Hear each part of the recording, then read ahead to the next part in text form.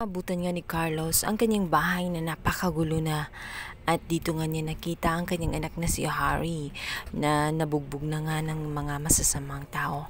Kaya agad niya itong tinanong kung ano ang nangyari sa kanya dahil bakit punong-puno siya ng mga pasa.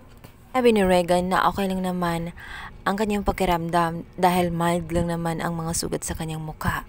Ang hindi okay daw ay ito nga si Lynette dahil kinuha umano ng mga hold-upper at kailangan nga nila itong sundan sapagkat maaaring mapahamak nga itong si Lynette dahil hindi pa nila alam kung ano talaga ang tunay na plano ng mga hold-upper.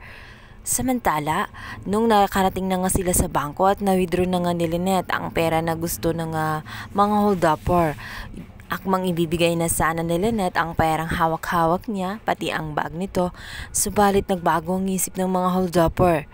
Ano kasi ni Valahadya ay kailangan ng iligpit itong si Lynette nang sa ganun hindi sila matitrace ng mga hold-upper dahil kapag nangyaring nakalaya itong si Lynette, maaring ma-describe pa dahil nakita na nga ang mga mukha ng mga dumakip sa kanya at matitrace kung sino talaga ang may pakana ng lahat.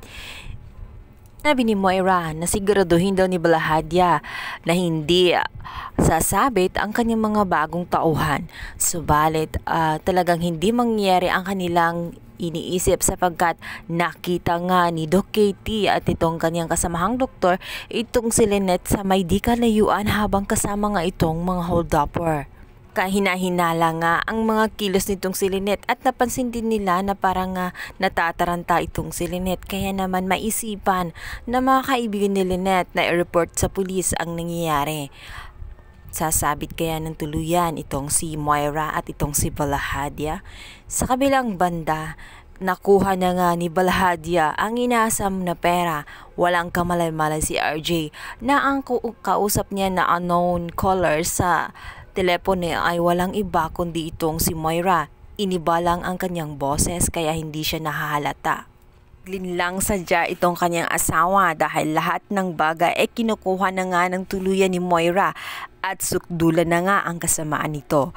Samantalang ito ngang si Annalyn at si Lyndon ay hindi mapakali. Tumawag na nga sila ng rest back dahil nais nilang manmanan ang mga kilos ni Doc RJ upang sa ganun malalaman nila kung sino talaga ang may pakana ng lahat ng ito. Nag-iwahiwalay nga sila at nang sa ganun madali nilang malalaman at ma-detect kung sino-sino ang mga posibleng suspect na gumawa nito sa tatay ni Annalyn. Sa kabilang banda, sa pag-iikot nga ni Annalyn ay di inaasahang nakabangga niya itong si Valahadya.